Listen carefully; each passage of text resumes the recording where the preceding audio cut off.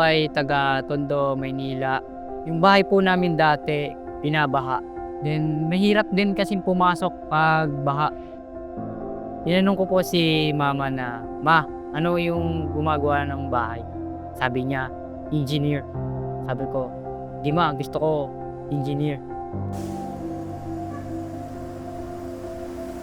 So after ko mag-senior high school, kailangan ko talaga mag-work para makapag-ipon ako ng tuition ko for college. And at that time, since fresh graduate ako, wala pa ako ganung kaalam and experience pagdating sa mga job interviews. And at the same time, hindi din ganun kapraktisado yung communication skills ko.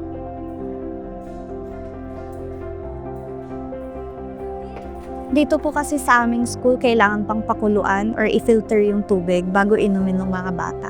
Kaya pinababawalan po ng tubig yung anak ko. Bilang magulang, mag-alala ka kung safe ba yung tubig sa school. Nag-alala po kasi ako baka magkasakit po ulit sila na ubusin pong lagnat.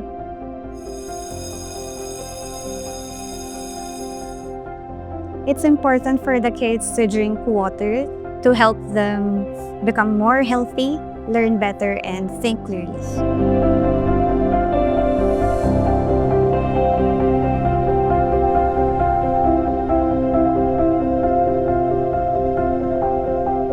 Gusto ko yung bahay namin malawak, mataas, matibay. Gusto ko po ng ganong bahay kasi po wala nang baha. Tinulungan ko ako ng Project First para magpatuloy sa edukasyon. Handa silang sumuporta sa akin. Kagamitan sa school, bag, uniform, and pamasahe. Kung wala yung Project First, wala po ako dito.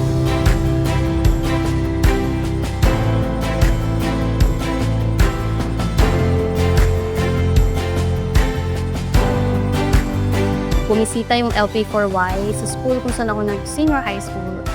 And at that time, marami akong natutuhan sa mga 6 months na training and workshops nila. Tumaas yung confidence kong mag-English na talagang nakatulong sa akin sa pag-apply dito sa Concentrix. And now, na natanggap ako, almost 9 months na rin ako dito. Super grateful po ako. And at the same time, I'm really happy kasi nakakapag-ipon ako ng tuition ko for college, and then nakakatulong pa ako sa pamilya ko sa bahay.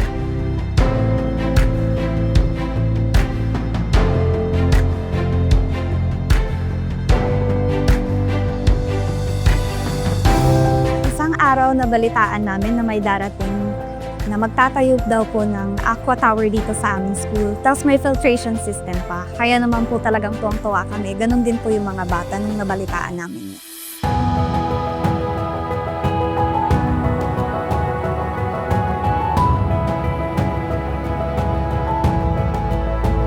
Maraming salamat Project First sa pagsuporta sa akin sa pag-abot ng pangarap ko.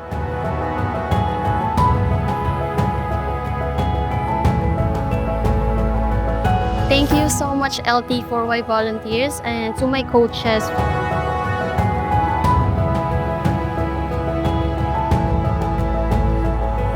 Maraming salamat po sa Concentrix at sa Planet Water para po sa oportunidad na ito.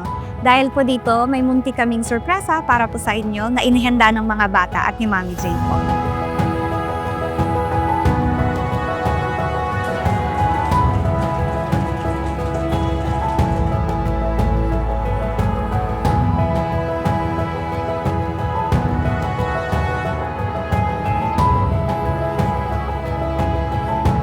Salamat Concentrix, mas panatag na yung loob ko na magkakaroon na safe na tubig ang mga bata.